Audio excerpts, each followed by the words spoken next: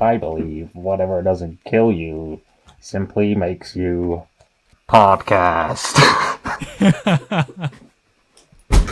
My AirPods fell out my ears. I can't hear a thing.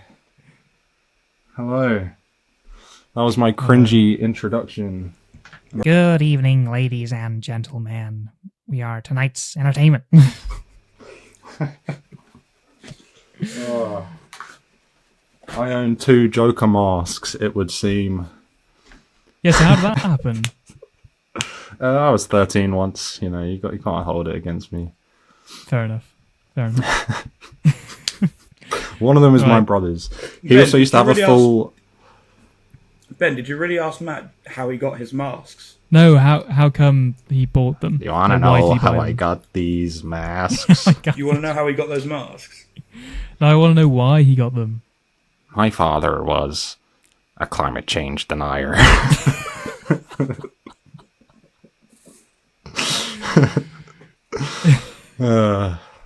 Anyway, welcome to Gateway Cinema. Okay, never mind. Oh, sorry. Welcome to Gateway Cinema. Haroon's eating. He's very rude.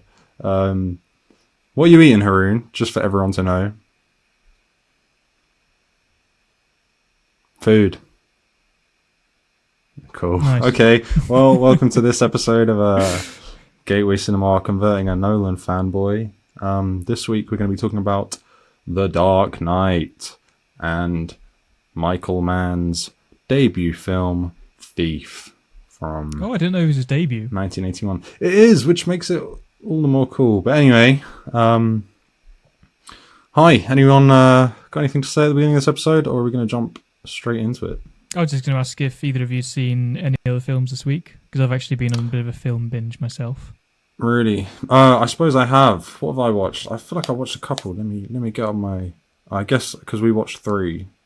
So we're also going to do a bonus episode on The Batman, which might have come out before this if you're watching this, but it might come out after. I'm not sure. Oh yeah, I've been watching the Jackass movies, and last night I watched Midnight Cowboy. Midnight Cowboy. Recently I watched... my family had Final Destination 2 on in the living room. That's the best one. So I went upstairs to play COD. Oh. That's rude, man. Does it scare you too much? Oh, yeah. They're good movies. I remember some of the Final Destination films, I think. But I really wanted to play COD whilst I was at home. And I'd seen Final Destination 2. And I really distinctly remember one Final Destination movie that was like a woman that was part of the Final Destination thing. She'd gone like insane because she knew that death was coming for her. So she sounds was like all of them. Psych ward. No, I mean, I don't know if it happens in all of them, but one of them gets locked up in a psych ward. But she locks herself up to protect herself from like any sort of accidental death from the outside I world. can't remember. I don't know why. It's kind of cool. If right, you're where were we? In the comments, leave which Final Destination that was. Me and Haroon watched Jackass 3D together. What do you think of that, Haroon? 3D. We didn't watch it in 3D. We watched it in 2D. No, it was in 2D. Funny. Yeah, unfortunately so. What was my favourite? I like the one prank that I thought was arguably the most unethical was when they found the guy that was incredibly scared of snakes, like had a true, actual, clear phobia, genuinely to his core, shaken after they threw him into a pit of snakes and kept throwing more snakes on top of him. Yeah, they throw him into a pit of fake snakes and then start throwing real snakes on him. Yeah. Yeah, I can never get stuff. into Jackass myself. Oh, they're my favourite documentaries. I've always been into Jack's ass. Oh. What about you, Ben? What have you been watching? Yeah, a mixture really. I went to watch The Wild Robot on the day I arrived in Swindon, which was nice. So visited the View here, which is a nice change from where I'm from because there are only 3 cinemas, all of which are independent, so not a single multiplex. So it's nice to actually have one half an hour walk away. Yeah, would really recommend if it's in a cinema near you. It was the final day it was showing here in the View at Swindon. But yeah, would thoroughly recommend watching it. It's not just... Well, like, it is a kid's movie, but I think you can get a lot out of it even if you're, like, well, not a kid anymore. So that was good. I also watched Love Lies Bleeding. That was on Amazon I've been Prime. meaning to watch that. That's on Prime. Yeah, it's on Prime at the moment. I don't know if it's due to leave anytime soon. Started off Love well. Lies Bleeding. Love Lies Bleeding, yeah. Stars Katie With, O'Brien and Kristen Stewart. Kristen Stewart, yeah. Fellow Twilight alumni. Yeah. That's for another episode, I guess. It was okay for a lot of it. I thought it sort of fell apart by the end, but yeah, I'd say overall worth a watch. Don't say too much because I've been meaning to watch that. I pretty much know nothing about it beyond big buff woman. Yeah. No, enjoyable watch though. And Ed Harris is good in it as always. Plays a good villain. Right. But yeah, apart from that, it was just the other three which we're gonna review today. Yeah, big week. So let's jump into it let's go around and say just quickly which movie out of the two we preferred and why. Starting with Haroon Hamid. Out of the two, yeah, it's going to be the same for all of us, I think. between The Dark Knight and Thief. Yeah. So we're doing the Batman in a separate episode, which we're still going to record today, but in a separate episode. So between Christopher Nolan's The Dark Knight and Thief by Michael Mann, I don't know, big toss-up here, to be honest. I don't really know. The thing is, I've slated Nolan quite a lot throughout the journey of this podcast, I think. But unfortunately, for the sake of the history of my goings-on and ramblings on the man, this movie, The Dark Knight, is basically a 10 out of 10 slam home run of an absolute masterpiece movie. It just is. Just is. Wow. Even though it is a 10 out of 10 thing, maybe 9 out of 10. I don't know. You can dock points if you. We'll get to that. We don't need to do that right now. But yeah, but yes, it's The Dark Knight. Unfortunately, The Dark Knight over Thief. I'm gonna have to say the same thing. And I did like Thief a significant amount, but yeah, I mean it's The Dark Knight. I could see reasons as to why people would prefer The Dark Knight, but I could see reasons as to people preferring walking over taking the bus, or McDonald's over Nando's, or I don't know. Like you can really try hard to like convince yourself that Thief might be better, but it's implausible. It's completely implausible. It's just not. Better. I couldn't say that, but there's a lot of things I do think it does do better, which we will get into. But I mean, it's The Dark Knight. But yeah, if we're going round, then yeah. Yeah. Ben, what are you saying? Yeah, I think it's pretty obvious what I think. Yeah. And as soon as I watched The Dark Knight, so this is the first time I watched it on Blu-ray. What order did you watch? I watched The Dark Knight first, and then I watched Thief. Okay. I watched The Dark Knight. I think it was on. What about you, Haroon? Friday. I watched The Dark Knight on Friday, and then I watched Thief on. Oh no, I watched Dark Knight on Saturday. Sorry, and then I watched Thief on Sunday. Okay. I think it's the same with me. Yeah. Same, but Thursday, Friday. I think. No. Yeah, Wednesday, Thursday. It's been a while since I watched The Dark Knight now. Yeah, and same as Haroon, 10 out of 10. I was pretty astonished by how much I enjoyed it, even after all these years and all these viewings. But yeah, we'll get into that. Yeah, so let's go into The Dark Knight now then, with that out the way. And I'm going to go out and start by saying it's always been my hottest take, my go-to hot take that I'm like, oh, Batman Begins is better than Dark Knight, Batman Begins is better than Dark Knight. And to me, on a personal preference level, I still do like the origin story that Nolan does. But I've lost my hot take, unfortunately, because it's just not better. And The Dark Knight is just... this is the most I've ever liked it in my entire life, and I've probably seen this movie. The only movie I've seen more is Sam Raimi's first Spider-Man movie. And this one, yeah, like decades of my life, probably watched it multiple times a year. Give or take the last few, like 5 years, I probably have only watched it a couple times. But I've just seen it to death, basically. And I was like, I'm going to hate this shit. And in fact, I put it on one night, and I liked the first scene. And then that second scene where it's like... Yeah. It's hard. You can't hate that. But the second scene where it's like, nah, man, not tonight. I don't know about it tonight. And then it's like it's like a whole montage, and then Scarecrow. I actually hate that. I actually hate that. I find it so like, it's just cheese. Like, it's just like cheesy, man. So the next night I turned it off, and then the next night I put it on again, and I skipped that, and then from there I was just like completely sucked into it. But yeah, that's my opening thoughts. What you guys? So I didn't realize that your viewing habits of The Dark Knight were similar to mine, because I'd say that after I saw The Dark Knight the first time I ever saw it, I remember thinking, like, wow, I didn't know the film could like look like this, could like do these things. I remember just watching it like time and time again, like you said, multiple times every year. And you'd say you had a similar experience with The Dark Knight. Yeah, well, my mum didn't let me watch that when it came out because it was very controversial. Same. Yeah. I think the reason why is because they actually listened to Mark Kermode, who I think it was one of the people who said this shouldn't be a 12, this should be a 15, and then maybe same. Although I have a weird feeling that it was like James O'Brien from LBC. I don't know why. Yeah, so I'm gonna fact check if he was like arguing against The Dark Knight, but I don't know. But my mum was like, no, it's too violent, man. So me and my brother for the next like 3 years would like always like type up Joker clips on YouTube and like watch the pencil scene. Yeah, the number of times I'd see like individual snippets, like excerpts. Oh, that's so funny how similar it was, because it would seem to me like I was so obsessed with that. I just wanted to watch it so much. Same. And I'm so glad that it wasn't a letdown by the end. It actually ended up sort of exceeding expectations. Yeah, the first time I watched it was at a sleepover with my mate as well. He had it on DVD and we watched it, and I was like, this is the fucking sickest thing I've ever seen in my life. And then over the years, and back then I hated Batman Begins for some reason. I don't know why. It came out when I was 4 and I was probably just confused by it.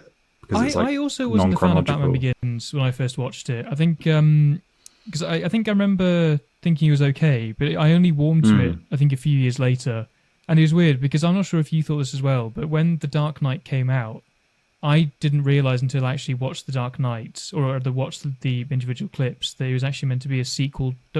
Same probably, but I think that might just be because I didn't really know what a fucking sequel was.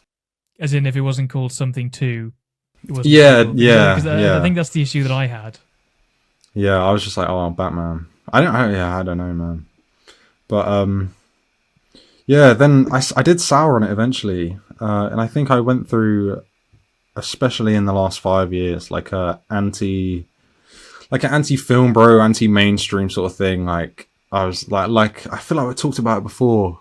What film was it? I hated a film, and then Pulp Fiction. I was like, oh yeah, Pulp Fiction's overrated as fuck, until I watched it like a couple months ago, and I'm like, this is the best film ever made. What it's not overrated at all. Yeah, it's perfect. No, I never had that. I never had those thoughts on Pulp Fiction. I maybe had a couple on American Psycho, and maybe Fight Club as well. And then I rewatched it. It's like, oh, no, they're just good. Perfect. They're just good. Things are good for a reason. Some things are bad for a reason too. Like not everything is popular. Movies. There's a really good video essay on this. I think it's by I think it's by Eyebrow Cinema. And Eyebrow Cinema. Yeah. Do you know him as well? Nice. I love Eyebrow Cinema. And he makes a really good point in his video that the term film bro is really inconsistently used, because like some people use film bro to describe somebody who will say something like, oh, my favorite films are, some films that were made like the 1920s or 30s from like the silent era. Then people would also use it to describe people who love Marvel movies and Christopher Nolan movies. And like for me, that's sort of what it means. Is like Tarantino, like Fight Club, like all the toxic masculinity movies, basically all the fucking like incel spree shooter movies, which is a thing we're going to talk about in the Batman episode. I got a lot to say about that. That's sort of what it meant to me. But I do know what you mean. There's a big TikTok guy going around at the moment where it's like that one film student, and it's everyone being like, oh yeah, I really liked Doctor Strange, and then this guy's like, Dr. Caligari in the Cabinet of Mysteries or something like that. I'll put it in. That's how he does the voice. Sorry. That's hilarious. The alien design, I heard that. Dude, it was pretty good. Liam's like, was there big explosions? Was there a big explosion at the end? Put it in. I just found a I just found a list for I think the quintessential idea of mine of a film bro, liking American Psycho, Wolf of Wall Street, Joker, Kill Bill, Taxi Driver, Pulp Fiction, Reservoir Dogs, Donnie Darko, Fight Club, Batman. Yeah, it's them. It's Apocalypse them. Now, But most of them are really Inglourious Basterds, fantastic. Scarface, Blade Runner, and unfortunately, I You love haven't named a bad every movie. single one of those movies. I absolutely adore all of them, but I haven't seen Apocalypse Now yet. And when I do watch That's that, true. I haven't seen either. Ooh. You don't like war films. Oh yeah, you don't like war yeah, I don't really like war films, but I have a weird. I'm okay with Vietnam War films. I don't know why. I'm just okay with it. It's really weird. Napalm, that's I think fine. it's because, anything else? Exactly. Yeah. I think what it was is I got introduced to a lot of Vietnam War movies when I was younger, so maybe I acclimated Forrest quite Gump. easily. No, Good Morning Vietnam. Oh, I've heard the soundtrack for that. I still haven't seen it though. It's really good. Yeah, Robin Williams is fantastic in that. Of course he is. He's fantastic in everything he does. It's Robin Williams. R.I.P. But I feel like, Forrest Gump as well, definitely. Bit of that. Can't remember The any Deer others. Hunter? We'll You move watched on. The Deer Hunter when you were a little boy? I didn't watch The Deer Hunter, You no. shouldn't. But I Still feel like never I've watched seen it. other Vietnam War movies as well, but I can't remember right now. There's loads. Platoon? No, is the Kubrick one Vietnam? Yes. Yes, then I watched that. I remember that one. Well, let's get into The Dark Knight then. Yeah. Let's do it. Does anyone have any big opening thoughts other than all those already thoughts that were opened on? So I got a lot of notes. Like I said, this is the first time I watched it in Blu-ray because I'm trying to make an effort to actually watch things. Haroon, how did you without watch speaking. this? Which one? The Dark Knight. Dark The Knight. Dark Knight. Yeah, sorry. I watched it. I bought that on Amazon a long time ago. Okay, on the Amazon one, was the aspect ratio changing? No. Really? Oh. That's what I was going to ask. Yeah. about. So, like Matt, you probably noticed this like before this viewing, but this was the first time I actually noticed the aspect change, the aspect ratio changing, and thankfully with the version I got, there was also like a few bonus features, and Nolan was explaining, why he wanted to use IMAX cameras for like particular scenes where the aspect ratio suddenly changes, and it's actually like. I think it's amazing how much of a difference it makes. Even when you're watching on Blu-ray, you're watching on a HD TV, which I have. Like, you still notice a huge difference between the IMAX cameras. And It makes when me you've sit got up the and like pay letterbox on. attention when I notice that it's changed. I'm like, oh shit, it's about to go down. Because I'd noticed before and I knew it was a thing, but never so much until this time. Like, it really is. I guess it makes sense because it is just happening pretty much every time there's like an action scene or just like a cool scene. There was like a weird one where I was like, "Oh, this is weird for being in IMAX," but I can't remember which one it was. Was it when I can't remember his name. I think I know his last name, Reese. The one who's blackmailing Fox, or trying to anyway. Maybe. And he's leaving the TV studio, and I think it's in the interior of the building. I could be wrong here, but I think they suddenly changed to IMAX when somebody tries to shoot a bullet through the glass. I think it might have been around there because I remember thinking that was a bit strange. But there are other big scenes where they did try and capture on IMAX. Like I think Nolan said his intention by capturing the bank heist in IMAX was that he really wanted to fully immerse the audience in really early on. And then there was another scene. Yeah, sorry, that was me tapping the. You got a gong. But yeah, I'm really glad they shot the demolition of the hospital on IMAX. And I think something else that I really like about this film, and I think this is something that Nolan is pretty well known for, is just how reliant they were on the special effects, actually being special effects and doing it practically in real life rather than just relying on CGI. Because this film still looks amazing, even though it's been over a decade. And I think it's actually been over 15 years since it was released, because when did it come out? 2008, I think? 2008. And I think it will remain looking as good as it is now, 20 years, 30 years later. And I think that is something that is really nice about those films. Definitely timeless. High quality 100%. practical effects are definitely going to be timeless. Yeah. And even CGI was at a good place where if you were using it sparingly and efficiently, something like Harvey Dent will look good forever. That being said, I don't think he'd do that today. I do find it a bit weird. It's sort of like one of the big CGI moments in his whole career. Maybe he would do it like that, but he's so like obsessive about doing everything practically these days, even more so than he was back then, I think. But it looks good. Looks good as it hell. does. Scary as fuck. That tendon on his mouth is so freaky. Yeah. No, it is good. I can't believe how much I like this film after seeing it so many times after all these years. And honestly, as soon as it came to an end, I just thought, yeah, it's got to be 10 out of 10, 5 stars in Letterboxd. Yeah, I'm just trying to think, were there any actual complaints they had about this? You can nitpick the movie a bit here and there, but the things it does well, it does so well, it's incredible and amazing and more than a 10 out of 10. And the things it does bad is like, just shy of an 8, really. So, I don't know. It's kind of difficult to rate things. Yeah, the only thing I didn't like was that second sequence, like the montage. But I do find this with a lot of films where it does... Setting up a film is inherently unnatural. So it sort of can take me out the first like 10 minutes of a film where it's like trying to get you into the world to like buy into it. It does seem a bit jarring sometimes. So I can almost forgive it. But other than that, yeah. Ooh.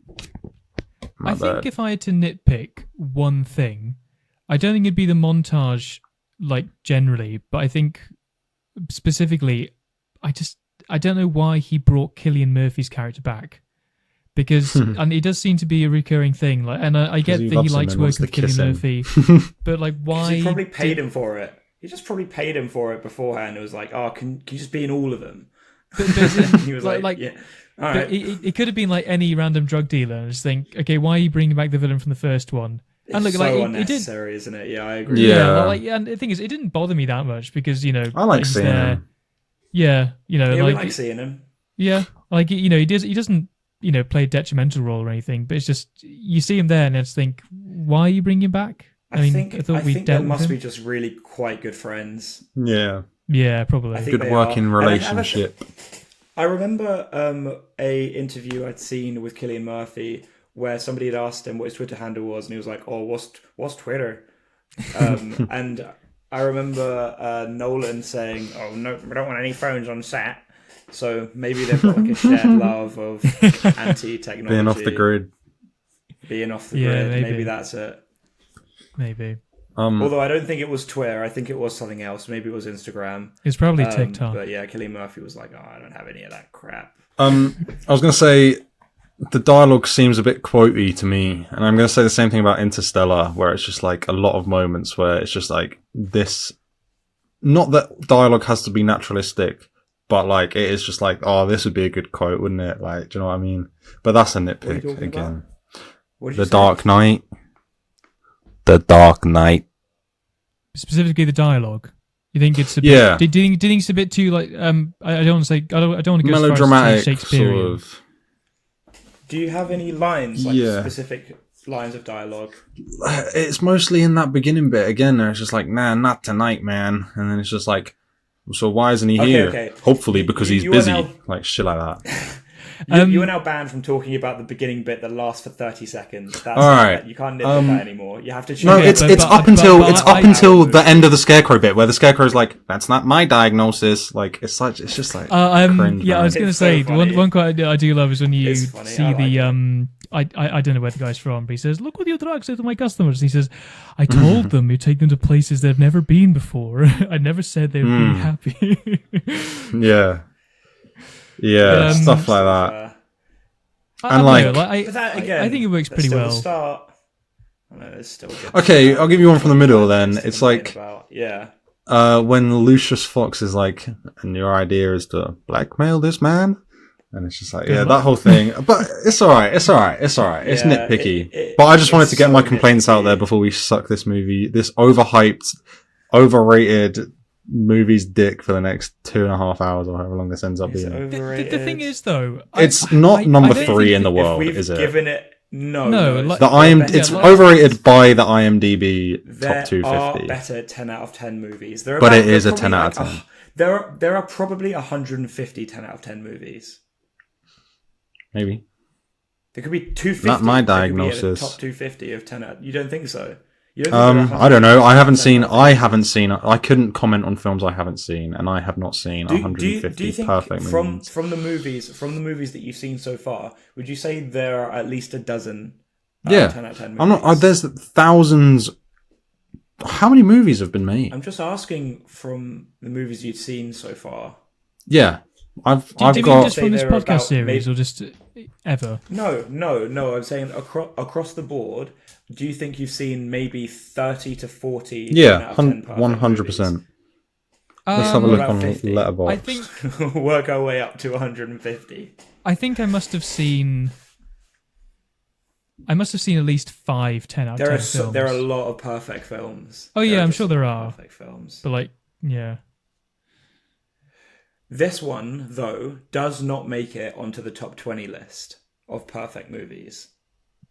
Wait, I would. I've got Oh, I don't know. 68 5-star movies on Letterboxd Letterboxd. alone. So I guess I need to start there's- following you that's because quite I a know few. you've seen some of my reviews. And I know that you find it quite funny.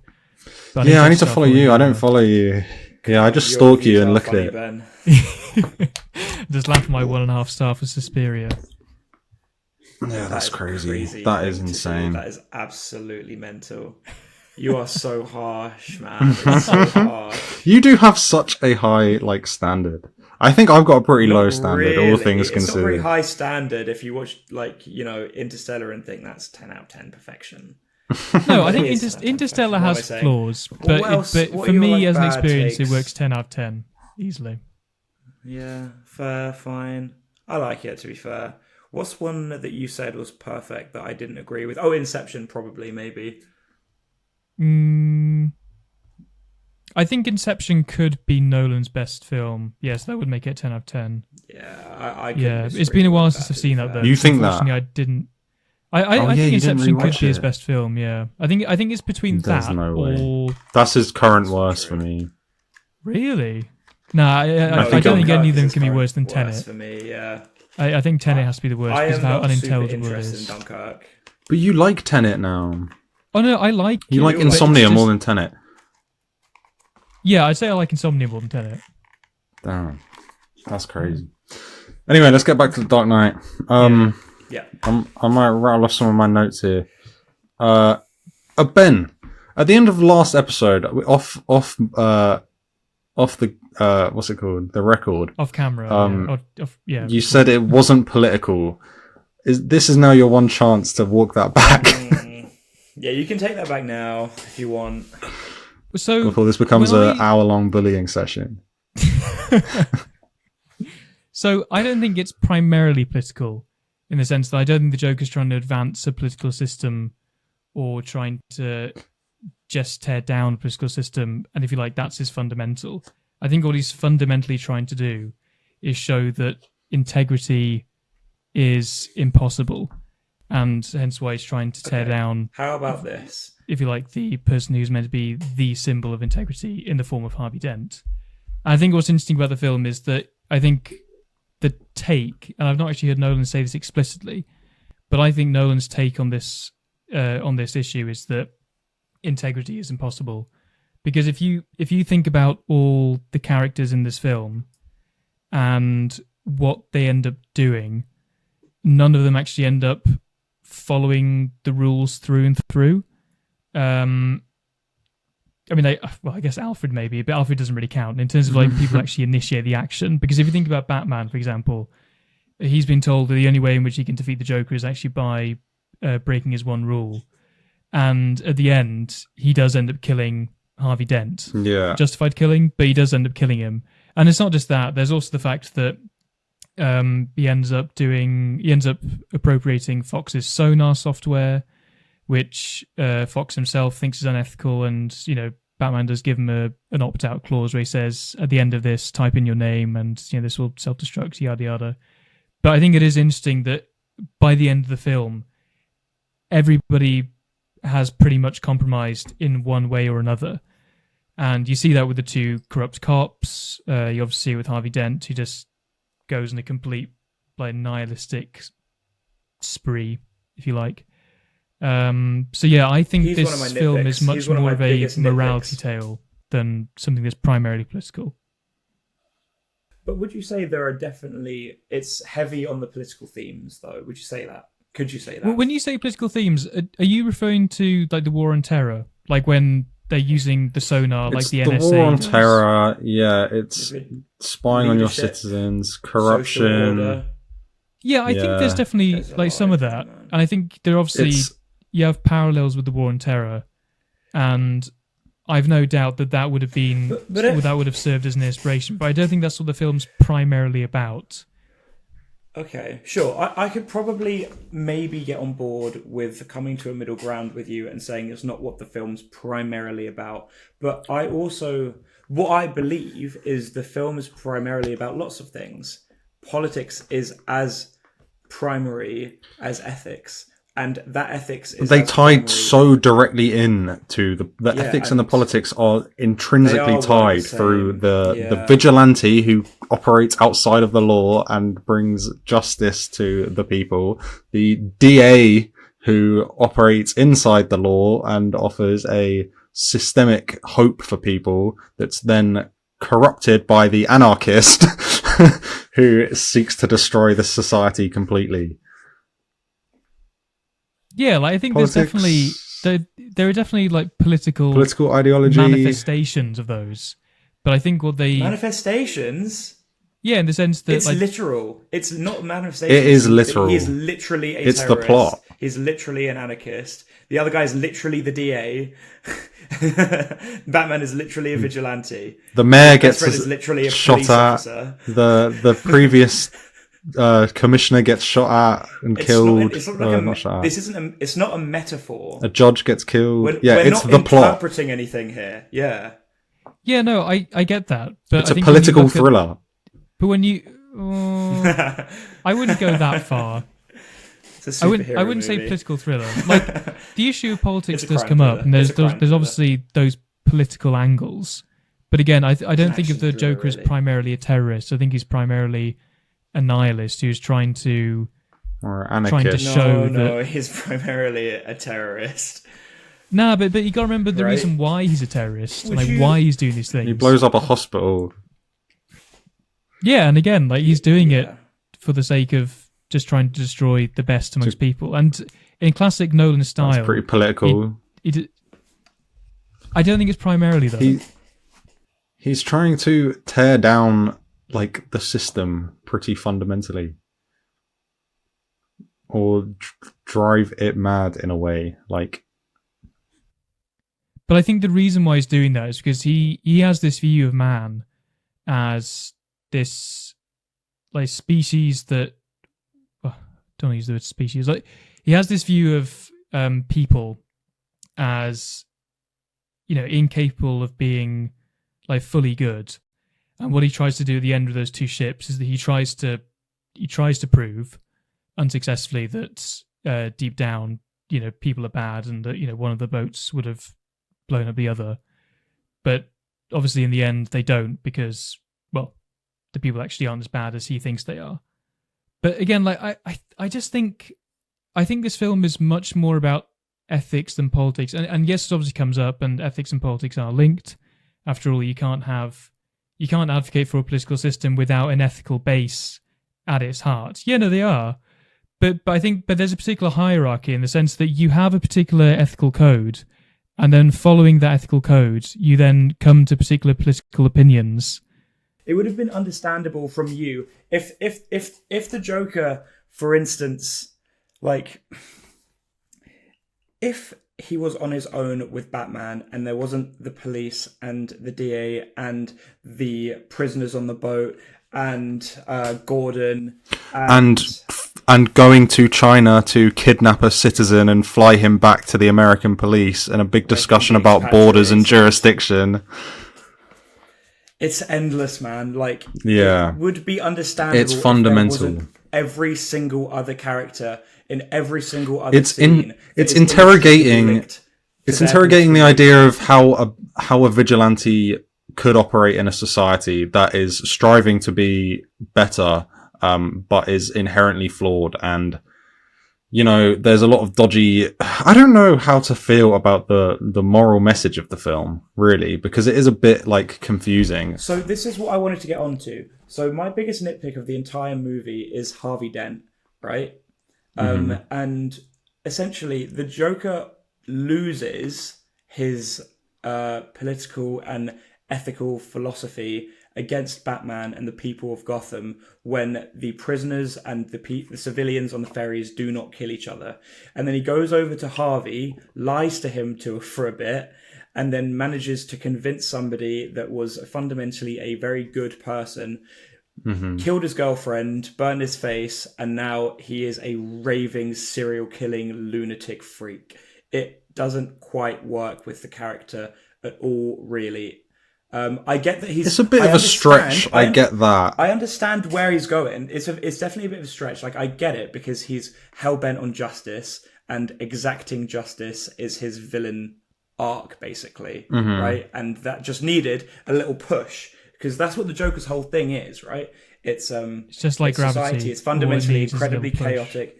All it needs is a little push. Harvey just needed that little push, and it worked. But the people of Gotham just needed that little push. He tried to push them, and it didn't work. So it's like, I don't understand that.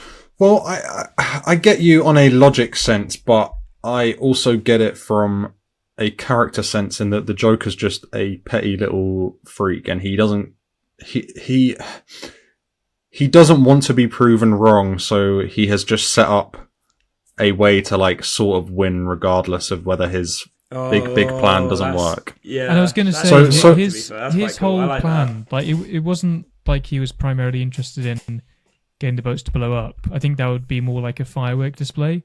But I think his actual mission, which was to try and corrupt the best amongst people, who was meant to be Harvey Dent, who's meant to be like the White Knight. That I think was his mission, and he obviously succeeded in that point, because essentially what he's trying to say is like, yeah, even the best among you are corruptible, and even these people are meant to have these really high principles. Listen to what you're saying. Even the best among you are corruptible. Even you, Harvey Dent, the district attorney of Gotham City. No, but again, like, I don't think of it in terms of DA roles. I'm thinking of it in terms of people who are principled. Because the point is, he's meant to be this person who's of immense courage, like really principled, and yet even he ends up falling. A pillar of society, like a upstanding citizen. Yeah. One of but again, only... the reason why he's a pillar, again, like going back to the why, like going a layer deeper, it's because he's someone of profound integrity.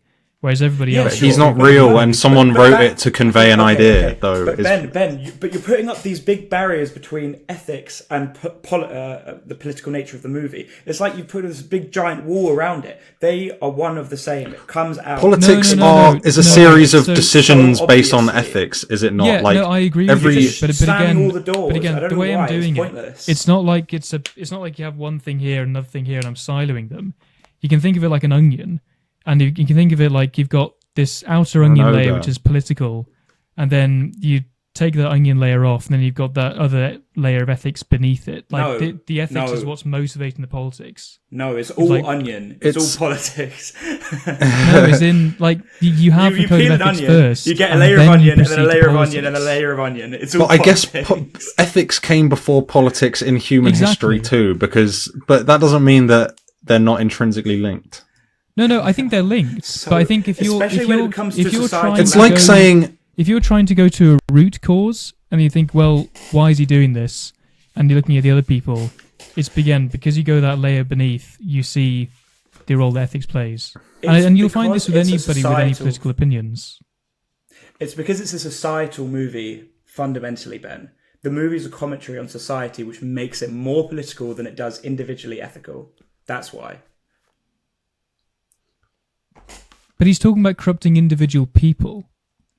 Who are at the top of the political system.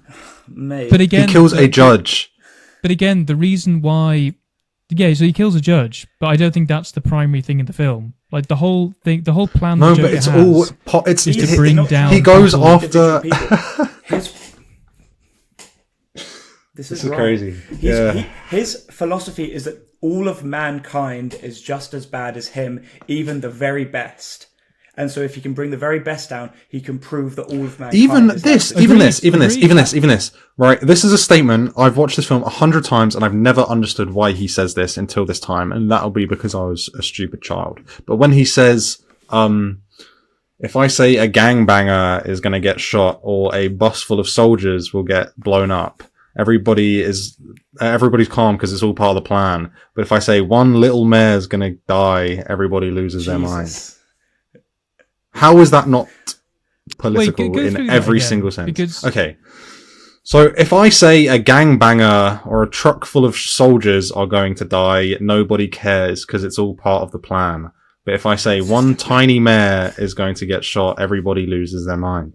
And he's saying that as a society, we allow for death and murder if it's certain classes of people, i.e. a gangbanger or a soldier, they're expendable. But a mayor who is the head of a political system in a city, that person isn't allowed to die. Do you know what I mean? This feels mean. It just feels mean. It's not mean. And the thing I don't is, think like, it's the mean. thing Feels is, so BC, mean. most of the things that you say, I've agreed with you on. But again, it's a case of going that level deeper of the why. And I think, again, it's because he wants to show that man, by his nature, is fundamentally corrupt. And yeah, I think it's because, he wants to show that people, even these people meant to be, of profound integrity, are also able to, like, go down to the dirt, in effect. Maybe there's people that agree with you, man. I don't agree with you. Matt doesn't agree with you. But maybe people do agree. I don't know. Maybe it is subjective, and maybe you're right, man. You could be. I could be wrong. No. If I had to put a fucking £1 million on it, though, I know who I'd bet my money on. But BC, but this is the thing. Like, I don't think you are wrong. I just think that there's a deeper layer to it. Like, that's What about the surveillance? But again, like, but look at Post 9/11. What? no. So there's Jesus. definitely that side of it. But Huge again, like, ethical concern in American Yeah, society is the spying on citizens. exactly, ethical concern. And Fox is thinking, I will By not stay who? here. Well, again, by the government, but it's the fact that you have individuals within the government doing Ben, that. ethics on a societal level is called politics. That's the definition.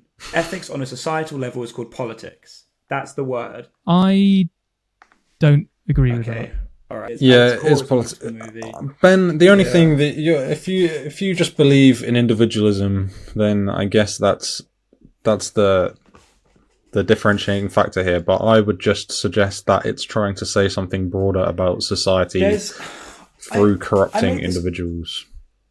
In the podcast that me and Matt did about Tenet, we brought up the idea of how it could be about climate change, and it is in there because they say it's in there, but they don't talk about it enough and explore it enough for me to say that it's really about this, and I really feel that. And I say The Matrix is far more because it's, everything. It's all around you, and you see it. You go up into the clouds above the pollution, and it's beautiful, and you come back down, humans destroyed the world. It's like it's all there constantly, and so it is about how mankind can and could and probably will destroy the world. I disagree with that though, So- because Matrix is about a lot more than that. Anyway, sorry.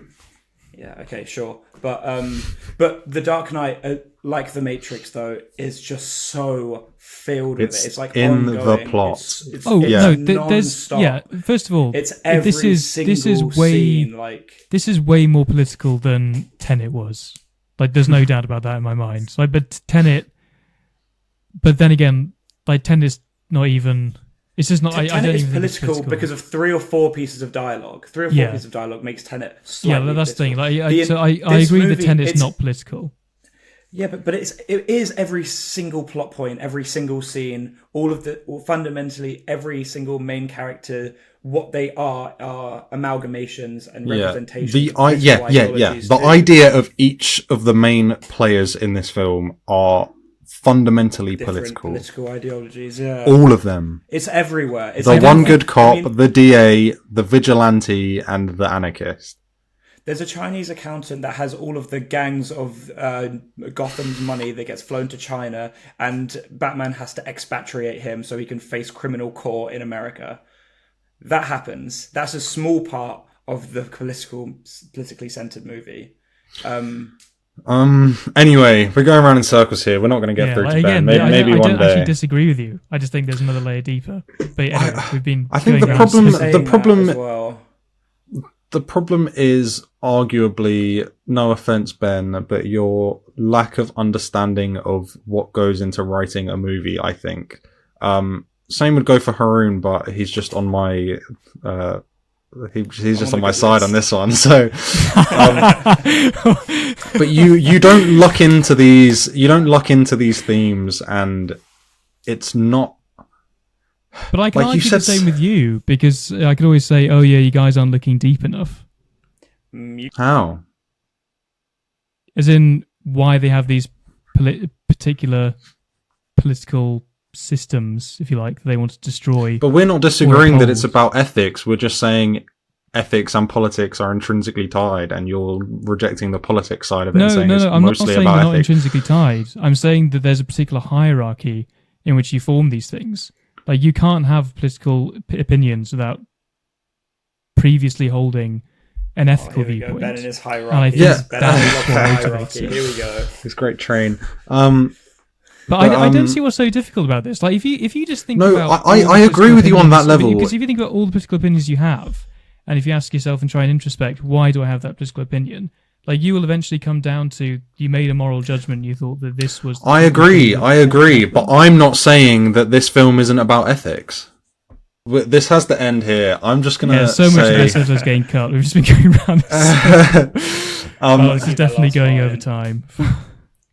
It is a ethical battle of ideology throughout the film, and the plot is highly political, and it's a statement on our political situation at the time, heavily involved, heavily tied to like the Bush administration and the war on terror and neoliberalism and all that crap. It's so in there, and yes, ethics are at play heavily, and it's again an ethical battle between these three people. Four if you count Gordon, but not his sort of like. I think neoliberalism's a stretch, because at that point you're talking about economics. But I think the war on terror, definitely, it is commentary on that. But just out of interest, because I actually haven't looked into what Nolan and Jonathan Nolan have said about this film. And David S. Goya. Wait, so did he do the script for this one? Because I know they did it for Batman Begins. I don't think Christopher Nolan wrote it. I think it was David S. Goya. Maybe I'm tripping. Let me I thought shit. Jonathan and Christopher worked on the scripts. I think it was Jonathan and the other fella. Maybe I'm tripping. No. Because story by Christopher Nolan and David S. Goya. Screenplay by Jonathan Nolan and Christopher Nolan. Because I think there was an interview that I saw with Jonathan Nolan. And I think he was saying that he thought one of the reactions that the people got that he thought was a bit strange was they said, "Oh, so you're basically on George Bush's side in terms of how he responded to 9/11," and he was quite taken aback by that. I thought, no, that definitely wasn't the intention at all. I can see that, but I that's why I find it confusing politically. But I think it is sort of going back to the statement about Nolan thinking that politics and movies are dumb. I think it works with what he's saying there, because it doesn't really offer an opinion. It sort of just interrogates the morality of it. Like with the whole, like Batman does spy on people, and in the plot it is for the greater good, but it's still said that this is wrong, but they do it anyway. So I think it is just a morally grey stance. The subject of utilitarianism definitely comes up in his films, and it comes up in Insomnia as well, which... yeah, I guess Haroon still hasn't seen, so I won't say too much. But there's definitely a conversation between two characters when one of them says, "Yeah, you did this, but think of all the bad guys you locked up as a result." And there's that whole issue of weighing up whether, lying on the job on a really important issue was actually worth it, because, like you said, this whole concept of the greater good was achieved. So it's definitely something that Nolan likes flirting with a fair bit, like utilitarianism. Yeah, I think he was just posing questions. Yeah, like I never actually feel like Nolan has a definitive point on this.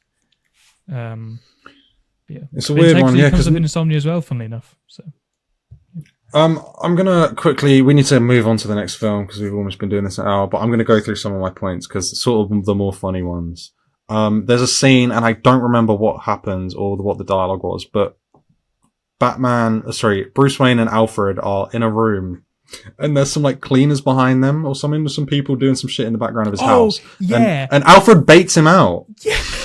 Okay. Alfred This is one of the gripes I had, because I remember what was it? I think he literally said, "Oh yeah, you're a vigilante at night." And it's like you're running about at night. I thought, Yeah, I was like, Jesus, man, you're trying to Yeah. get. There was a really funny line that I think Deadpool and Wolverine has broken my brain, because there's a line in this where someone goes, "Joker wanted us to take him to the MCU," and I was like, "Oh, that's going to be the plot of fucking the next Avengers movie." In 10 years' time, we're going to get that's some bullshit. Anyway, they merge the MCU and DCU. Yeah, they'll do some bullshit like that eventually. That will. Or they won't. They do it in the comics a lot. I hope they didn't do that. Yeah. But then again, I think is Batman going into the public domain soon? It's possible. I can't remember. I think it's in the 30s. We should make a Batman movie. Yeah. We should make our It'll be in the 30s. All right, I found this really funny. Wait, I got one more thing. Okay, yeah, you go. At the end action sequence where he's raiding the building that's being built, whatever that's called, construction site. Batman assesses the situation and decides it will be quicker to just beat up the cops rather than tell them that the clowns are the hostages. He just beats them all up instead. Yeah, it's funny. I like that as a Batman character moment. Like he's like, yeah, fuck it, I'm just gonna fucking hit him. Can't be bothered. Yeah, he does. What's it called? Sausage something. You know when he hooks all the guys to the line and kicks them off and all dangle. Yeah. There's a particular term for it. Sausage Monkeys line in a barrel. I can't remember, but he does that. So he does try to avoid hurting them at times. Also, I just have something to say. The action is terrible in this movie. They're terrible in all his movies. It depends what you're talking about. Nolan, the fight scenes aren't great, but like the truck flipping is technically action. I like the car chases. No, I'm talking about choreographed fighting. Yeah, it's not the best. That I was think they're so fine. much better than... I don't think they're bad. They're okay in this movie. I wish it was the best though. Yeah, I could definitely agree. Right. I want Any Batman final? Absolutely sick karate in there. He doesn't do any karate. Any final notes? Nah, nothing really. 10 out of 10. All right. Showstopper. Great stuff. Banger. Great political movie. Okay. The next film we're talking about is Michael Mann's debut, Thief, starring the late great James Caan. Oh, the late. Yeah, he died a few years ago. Not that long ago. I think 2020. So what else has he been in? Because I recognise him from The Godfather, but nothing else. Misery. Oh, that's where he's from. He's in Elf. Yes, he's the dad in Elf. He's the dad in Elf. Going. That's all I've seen from him. Oh, fair enough. I've actually seen him quite a few things then. He's fantastic. Yeah, he's brilliant. I did think he was on the few saving graces of this film, actually. I thought he was good. Of course. Oh, no, you're going to hate this. No, right, I don't hate it. But in fact, I may as well start now. This is the most normal movie I've ever seen. I thought, Ben's probably going to like this. You won't love it, but you'll like it. Okay, let me go back to this. So, I saw this movie and I said he's going to love it. It's going to be his favorite movie. All right. It's terrific. Is that your Trump impression? That's decent. Yeah. What a great movie this is. What a great movie. Fantastic across the board. Great movie. Wonderful movie. 4 years ago we had great movies. Now we have terrible movies. Unimaginable what's happened to this country. So, here are my notes on Thief. First things first. You said there was a parallel between The Dark Knight and Thief, and it starts in a dark alley. That's basically all I got for that. Well, the first parallel that I got. There's a bank heist. Yeah. I was going to say the bank heist, but not just that. The actual device that's used. There's a few shots. That, yeah. The same exact shot of when they're cracking the safe. So as soon the as rooftops. I thought, okay. Yeah, rooftops. Yeah. When they're up on the rooftops, that's the same rooftop. Chicago, filmed in Chicago. It's the same rooftop. It's the same rooftop. Ah. Yeah, he was inspired by it. He likes this movie. He likes Michael Mann. Another huge similarity I found was that both of the main characters are male. That's one of the similarities. And then there is a female character in it, and there are cars. That's another similarity. Cars. There's a bit of thievery. There's a bad guy. Both movies have bad guys in them. What are the other very similarities? clever, don't you? I can't quite think of any more. One parallel between Michael Mann and Christopher Nolan, I think, is that neither of them are very good at writing female characters. And I think this is especially a problem with Michael Mann, because in both Heat and this film, I've noticed that both of the main female characters tend to be, for some reason, they tend to fall for this guy who's just turned up randomly, and they're willing to drop their entire life and run away with them. Literally does. And in this case, in the case of Thief, we're going to adopt a kid. And she barely knows this guy. She's spoken to him on one date. Buy a kid. Get in the car. By the way, get in the car. Oh yeah, sorry. Yeah, they didn't adopt a kid. They bought a kid. We're going to the diner. You're gonna get married to me. My murderous boss. He's gonna give us a kid. We're gonna settle down. He says something like, "Can we just get on with this romance?" or something like that. While shouting at her. Can we just she's skip like, the no, first I don't want to be 5 years? humiliated. It's like, go on, you got all dressed up nice for this. Let me take you somewhere. Just grabs her, picks her up, takes her into his car. Drags her into the car. Yeah, and is like, we're married. And then eventually she's like, yes, we are. Deal.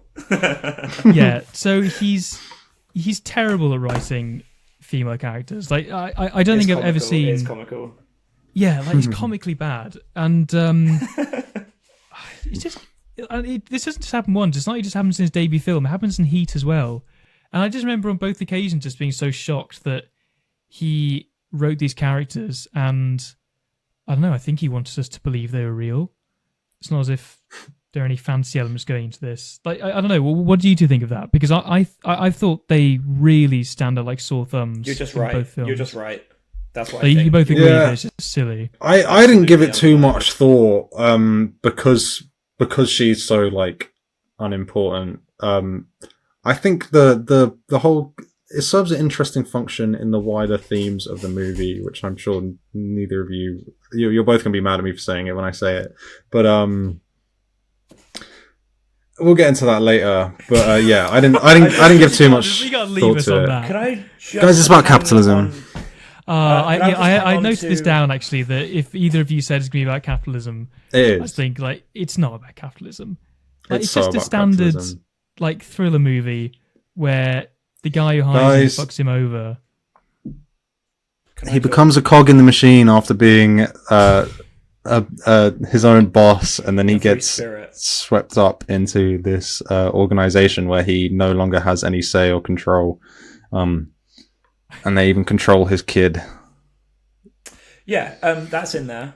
Again, like with Tenet. To be fair, far more than Tenet. Weaved into the story. It's far more than Tenet. Really, really nicely weaved into the story. Because it's a story about the working class. It just is. He says it. He says it to the guy. He's like...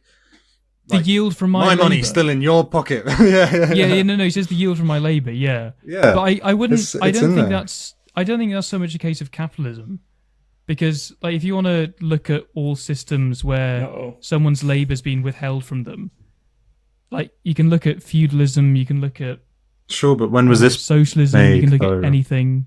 What country was this made in? Where was this made? In what era? When was it made? Yeah, in the US, which I guess has a mixed. So it's not economy, feudalism, is it?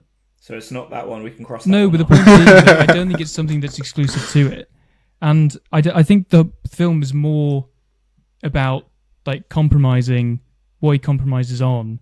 And I think something I have noticed in both this film and in Heat, which again I think is similar to, is it similar to? I'm not sure if it's similar to, but he does seem to write female characters in to his films as if they're weaknesses for the male characters. So Robert De Niro, he could have got off scot-free. Don't spoil Heat. I haven't seen Heat. Oh shit! Okay. I've been avoiding Heat forever because I asked to do Heat last week, and you said no, and that's why I haven't seen Heat. that would definitely be why you hadn't seen it then. Yeah. Yeah, I started Heat once, and then I turned it off because I was like not paying attention. I was like, I need to fucking do this movie properly. Sorry, Do you know Theo. what I like about Heat and sorry, Theo. Hi, Theo. Love you, Carl. Hi, Theo, if you're watching. So, what I really like about Heat and this movie and any movie set in this particular period, I really like the vibe and the aesthetic. It's of that gorgeous. time and This setting. film I looks better than The Dark absolutely Knight. love it. How What? amazing! Yeah, absolutely. It does, it does. Absolutely looks better. Yeah, Beautiful. It definitely does. One of the best looking It's movies I've ever seen. Oh my god, that insane song that plays at the end. It's like that. The music's really good. The Yeah. music is very, very good. Because I thought it was Amazing. But it the doesn't music look was great. outstanding. It looks. It looks beautiful. amazing. You're tripping It's- balls, man. I don't know why I said it How looks is so this good. better It's than like, the is it IMAX theme shot good? scenes in The Dark Knight? Because you Sterile, can't buy swag sterile. on big. Yeah. You can't buy the sauce, man. He's sterile. This will be forever something I will dock points for Nolan on, is that he is fundamentally unstylish with the exception of Memento. He is not a stylish filmmaker. He's It's stylish. clinical. His style's realism, It's though. clinical. It's clinical. It is a style. I wouldn't say he's not. Yeah, I wouldn't say it's not a style, but it's way more clinical. This movie, just the contrast alone. Realism right now. The contrast alone is like the shots where anything was black in the frame. I was like, this is so beautiful. Like it's just It's stunning. Do you know that all the scene on lights. the beach? He's on the beach Yes. and he's made it, and he's like in heaven. It's like heaven. Okay, so it's funny you mentioned that because it was from that point onwards that I actually started to like the film. From that point onwards, I thought, oh yeah, this is actually captivating me now. but Actually, you no, know, it wasn't the so much that. first- I did like the heist itself. The heist is amazing as well. That when it's like when the fire's going off, it looks so unreal. Like, oh my god, it's some of the best looking shit I've ever seen in my entire life. It looks fantastic. When it's just like all black, full of smoke, and then just the burning embers of the big stick that they're using. I was just like, I could watch this for 10 minutes, and I did, because it lasts for 10 minutes. Just them going There through are the like Did door. your really nice audio long cut out scenes. occasionally, like randomly? Because I found No. because you watched it on Apple TV, right, Matt? Mhm. Yeah, so I was watching as well. And for some Amazon. reason, every like 20 seconds, the audio would just disappear, and I had to like Not wind it for back. me. That's weird. Okay. Annoying. Yeah. No, I still like the heist though. I like that. I like the film from that point onwards. Yeah, I like that it tried to like show you the technical side of it as well. I don't know how believable it is, obviously, because I'm not a Yeah, fucking and diamond thief. actually, and then I think the first scene that I thought was actually a nice one to watch was when he goes to like the old man, in the garage. Like he's like the wise old guy. You know, he goes up to him and he creates the stick, whatever you want to call it, that they end up using for the heist. I thought that was pretty cool. Oh yeah. That was all good. What about Willie Nelson? What do you guys think of Willie Nelson? Remind me who Yeah, that he was. was cool. The guy in prison. What does he say? Oh. I have angina. I've got angina. I want to go out of prison, please. I don't want to die here. Yeah, that's all Alright, I'll tied work into on the it. political I'll themes work as well. on it for you. See you, mate. See you, Billy. I thought Yeah, it he was was alright. Break cool. you out, no problem. No problem. We'll get Well, he you out of does. here in no time. Yeah, I guess. Goes to He hospital. does, and then he dies. That'd be so fucked The- up. Literally The dying the Shankings are second going you up come in prison.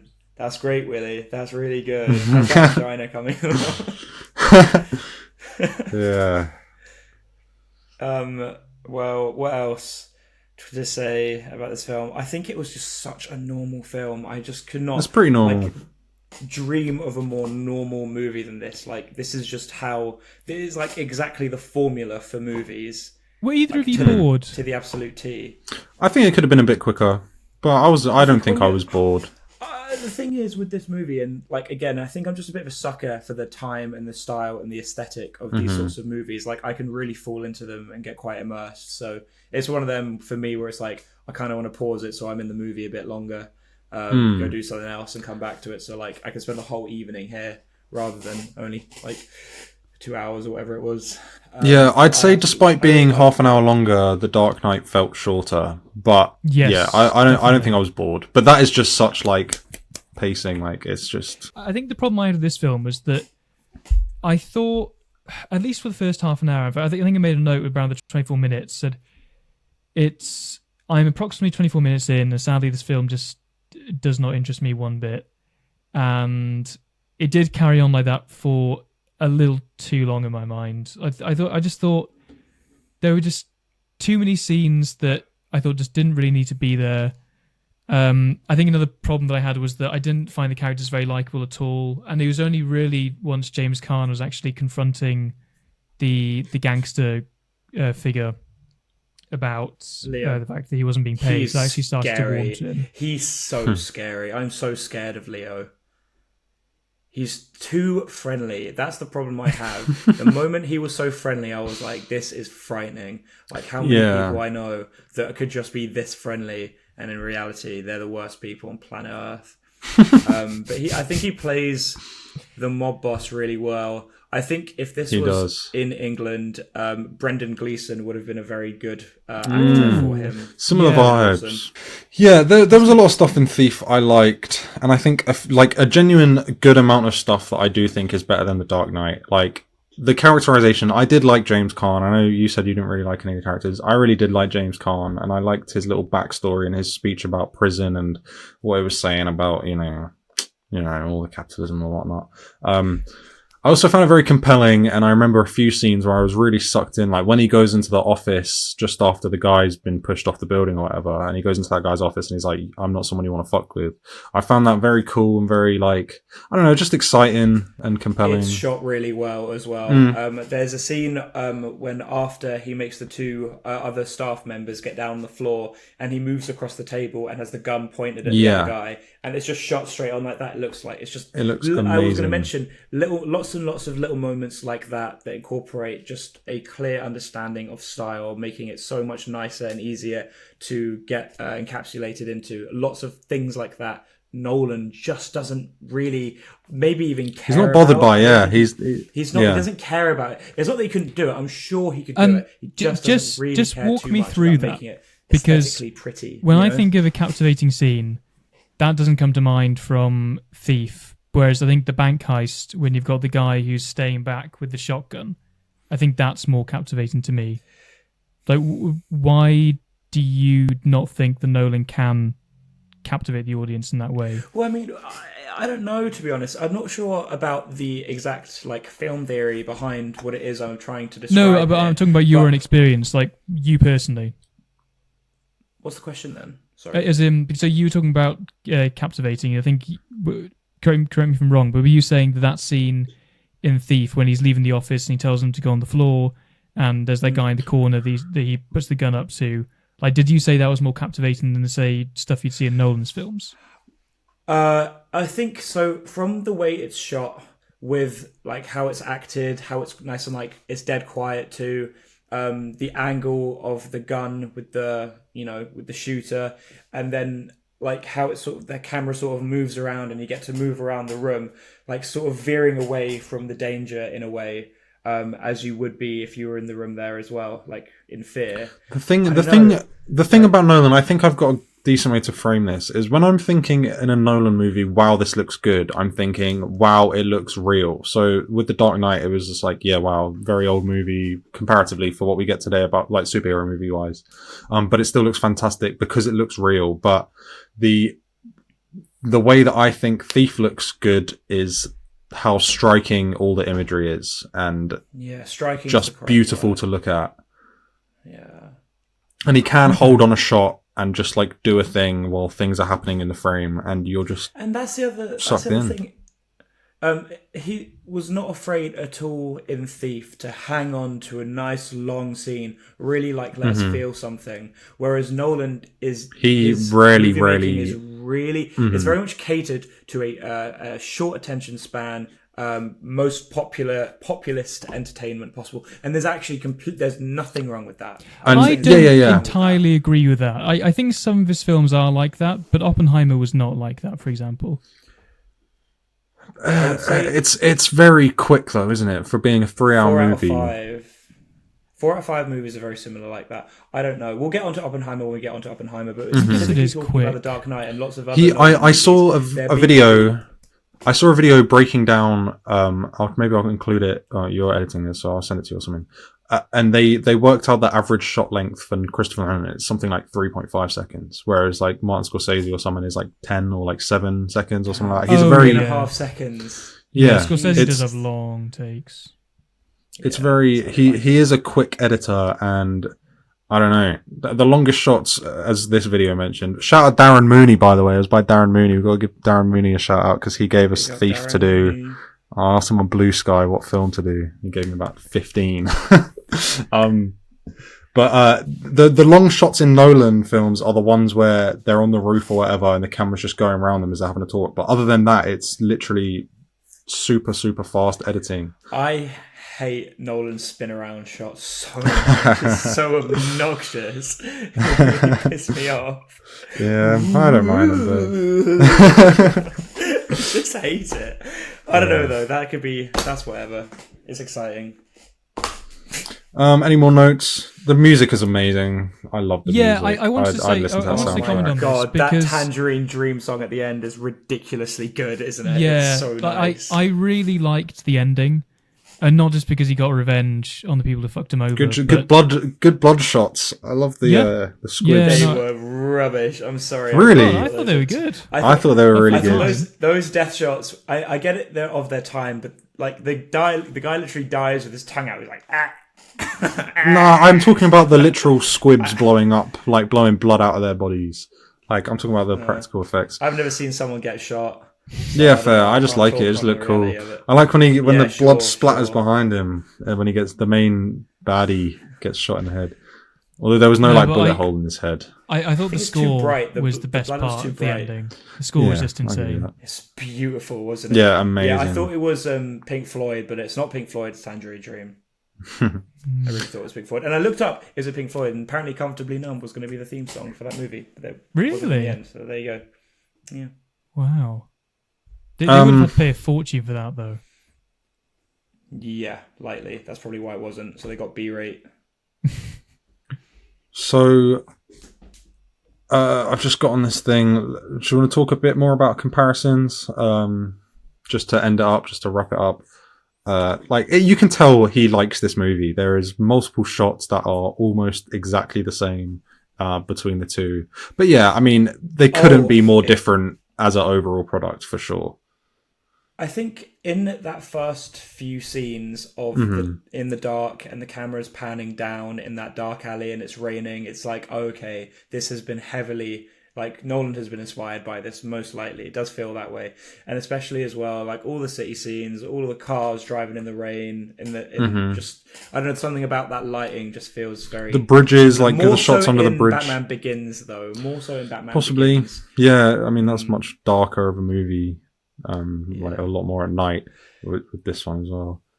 And But also, yeah, I wish the Dark Knight, like Nolan for me, I just wish he'd be more colourful with it, more stylish. I wish the Dark Knight was more stylish. So much neon. And I don't like how much is in the daylight. I'm seeing a lot of daylight here. Don't start Yeah. a Batman movie in daylight. I mean, I appreciate it and it's cool, but you know, it's Batman. He comes out at night.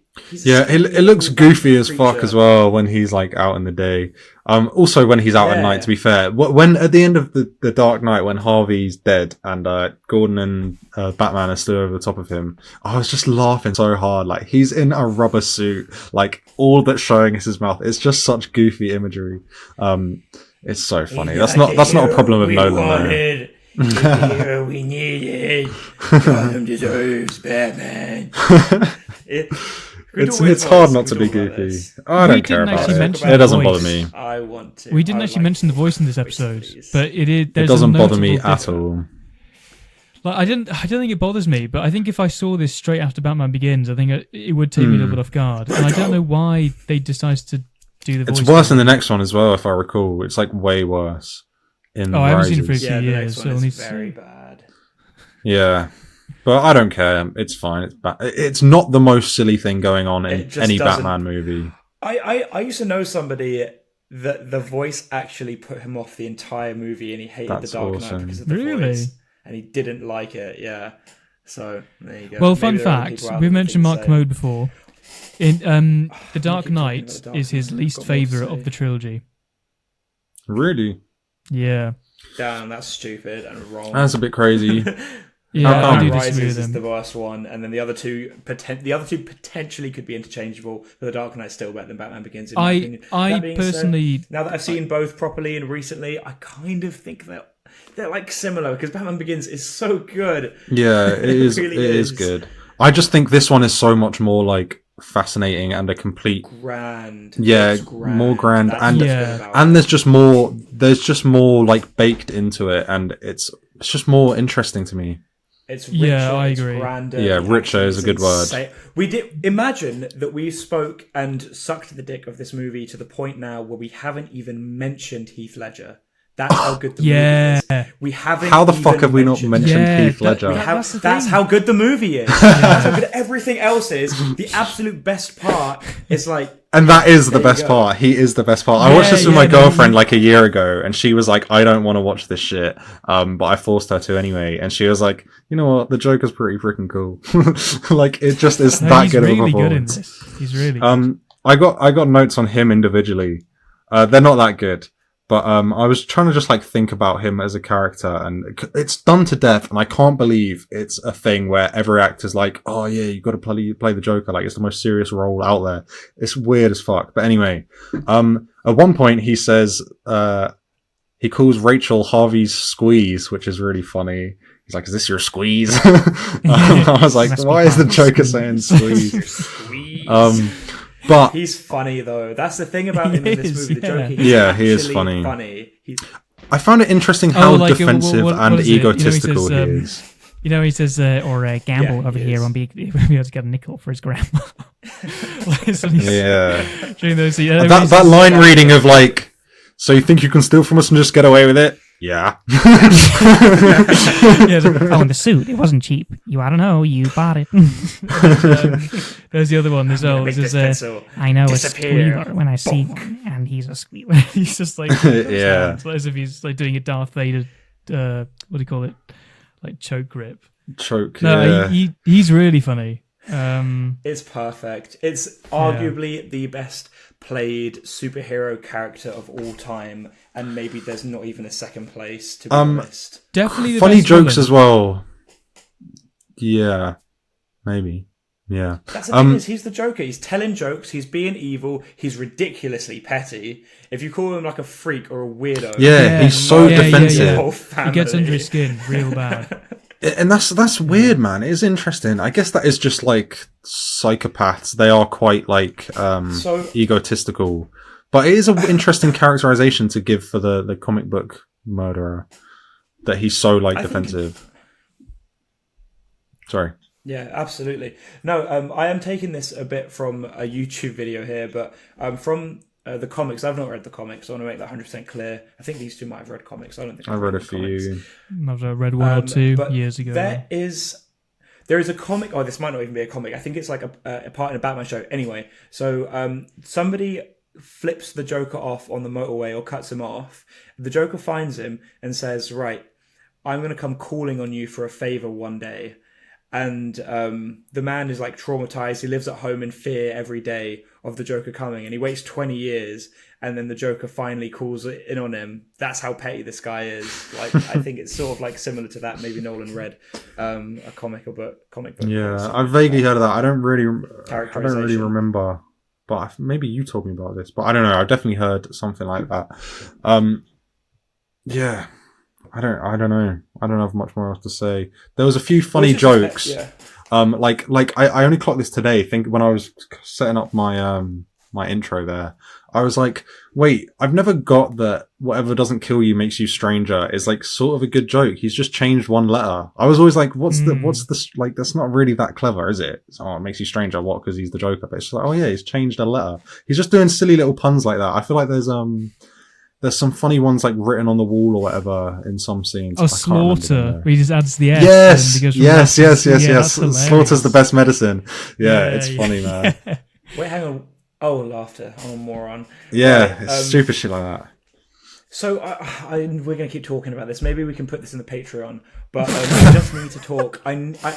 I need to talk to you about the scene where he sat talking to Harvey Dent. I need to talk about this because I need to talk about this. When I was younger, I fucking fell for Joker's speech to Harvey Dent. He's like, I'm a man of chaos. I don't have anything planned out. This is all just happening around me. And because it's all just happening, I'm just the one pushing it in a certain direction. Like, I'm no part of this. The world is really fucked up and it's chaos. And it's just like, I'm barely like in this. I don't plan anything. And Harvey's like buying it. He's buying it. And I fucking buy it because it's such good acting. And then it only came to me like literally last year where someone was just like, yeah, that scene is so good that it actually deceives the audience. And I'm like, holy shit, of course. Yeah. What am I even? How did I? His plans are so intricate and convoluted. Like they are the movie starts off with the most intricate and convoluted plan, albeit kind of horribly flawed. Like all it would take is one person to just in that moment shoot the Joker. Like such a risk, but whatever. But yeah, just what do you guys think? Did you ever like fall for that speech monologue? Well, one thing I was going to say was that I noticed. I think it might have taken as much as like 5 viewings. I remember with each new viewing of the film, I realised there was something about the film that I didn't realise on the previous viewings, though I'd realised in subsequent ones. Which is strange when you consider that at the end of the day, this is just a like. I mean, if you want, you could always think of it as on the surface just a crime thriller. But yeah, I think the plot in this film, the first time I watched it, when I came back to it multiple times afterwards, I just realised, oh yeah, the first time I watched this film, I really didn't actually grasp everything in the plot. And yeah, one of them was what you just said, Haroon, about the Harvey Dent exchange. And there were definitely a few other things there as well. I can't remember them on the top of my head, but yeah, it was definitely a film that I found rewarded you the more you rewatched it, which is something that I always like to see in any film. Yeah, like how many times have you guys seen this film? I think this might be the one film that I've seen the most. The mark of a really great movie is rewatch value, I think. Yeah. A mark. I'm shocked that I still like this. In fact, I like it more than ever, and I've hated it recently. It's a good film. Yeah. It's funny. I like it more than ever, and I've hated it recently. It's really good. Like, I mean, there's a reason why this. I think this was the film that catapulted Nolan, like to the name that he is today. Yeah, seriously. Definitely. Yeah, because I was think this before Inception. This was before Inception. Inception was the next film he did, and that's the thing. I think. Damn, really? I think once he did this film, I think then you have like Nolan's sort of golden era. If it didn't start already with Batman Begins and The Prestige. And I think he couldn't fail really. Like The Prestige, I don't think it did much money, and he'd done Batman Begins by then. But like after this, he was just like, yeah, he's the guy. The Prestige though is still my favorite Nolan movie, and maybe the best film I've seen this year. To be honest, I think this has overtaken it. Really. I can't believe it. Let's do ratings and wrap this up so we can get on to the next film where we're going to continue talking about the Dark Knight for probably another hour. Oh my God. So yeah, I'm gonna go first. Just get this shit done. The Dark Knight, it's 10 out of 10. Unfortunately, despite the flaws, it just is. Thief, I'm somewhere between an 8 and a 9. I'll probably land on 9 if I watch it again and like it as much. That's what I've got it as on Letterboxd. It's just. I like a simple, normal movie, and it was that. It had good characterization, it had good themes, and it was fucking an audio-visual treat. Fair. So I thought the same with The Dark Knight. We're all going to say the same thing. It's just tried and tested. It's incredible. I love it so much. It's better on rewatches, like you said. It's immensely rich. And if you pay attention, you get even more value out of it on rewatches. You're dead right about that. And Thief is a 7 out of 10 though. For me personally, I need more. I just need more juice. That's fair. It's very saucy. It's got the sauce, but I need more juice. Yeah. And Ben? Yeah. So Dark Knight, 10 out of 10, as expected. But I didn't expect it to be that. I thought it'd actually be something like 8 or 9, but no, 10 out of 10. Nah, we were all going to say 10 for it. There's no way. I'm really surprised that you both said. I'm really surprised that you both said 10 out of 10. I'm surprised I said it as well. Yeah. When I put it on that first time, I was like, I'm going to shit all over this because it's like the thing with Inception, where it's like I've probably just done this to death, and I'm fed up of his tricks. We see Inception. I think I have done to death, and I think it'd be interesting for me to go back to that because that was the one film that I actually haven't been able to watch for this podcast, so it'd be interesting for me to go back to that after all these years. But that I do remember thinking that one had been done to death by then. But yeah, the Batman 10 out of The Dark Knight 10 out of 10.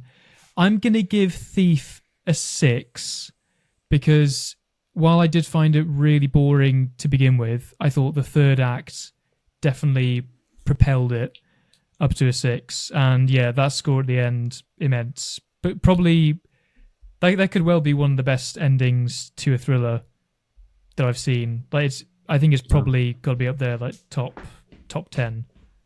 Maybe even top 5. Christensen. What was that?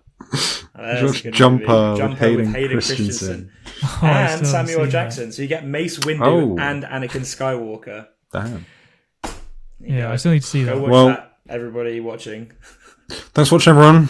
Next week we're doing, I believe, I don't know if I want to just say this without confirming you guys, but I think we're doing Memento and La Haine. For really stupid reasons, but we'll get into that. That's going to be incredible. Can't wait. Yeah, and hopefully used to be my favorite Nolan film and is my second favorite film ever. So this will be a good discussion. As in, La Haine is your second favorite film ever. Yeah, La Haine's my second favorite film ever, and Memento was at one point to watch La Haine. my favorite. Okay, La Haine. Nice. All right. Bye. Bye, guys. Hasta la vista.